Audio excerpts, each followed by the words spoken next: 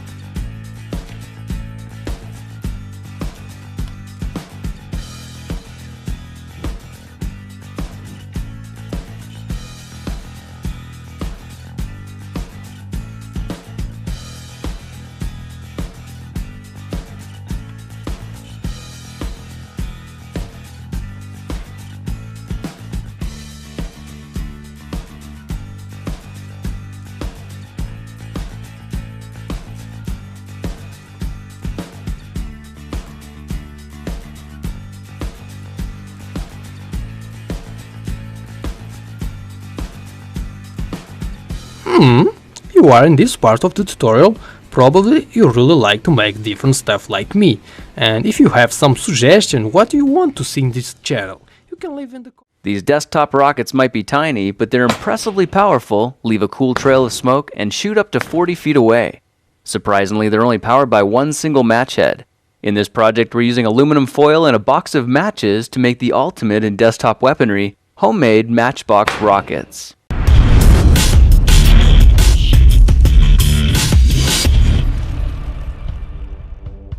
All we need to start this project is a box of matches, aluminum foil, and a wooden skewer. I'm using these green strike-on box matches, but the red ones will work just as well. Okay, it's time to get to work, and the first thing we need to do is grab a few of these matches and set them to the side because we'll still need a bundle of those for our kit when it's finished. Now, amazingly, these rockets are only powered by one single match head, but they only work if we get rid of the stick first. Of course, that's not much of a challenge as long as you have a pair of scissors. And if you try lining your container with something like a sock, the match heads won't bounce out. Instead, they just collect conveniently at the bottom. Here are all the match heads I got from this box, and to store them, why don't we try using one of these soda cap containers made in a previous project. These things have all kinds of applications, so look for how to make them in another project video. Alright, to start making our assembly kit, we're going to need a single bamboo skewer and this template, which I'm going to give you for free. Just look in the description for a link on where to get that. Transfer the marks from the diagram onto the skewer, then carefully cut the ends off so when it's modified it looks like this. The next step is to tape the body template to a piece of paperboard like this one I got from a cereal box. Make sure to cut the edges as cleanly as you can because this is going to be our tracing template. The little square I'm cutting out now is the guide for tracing the rocket's fins, and for those I use aluminum foil tape I got at the hardware store.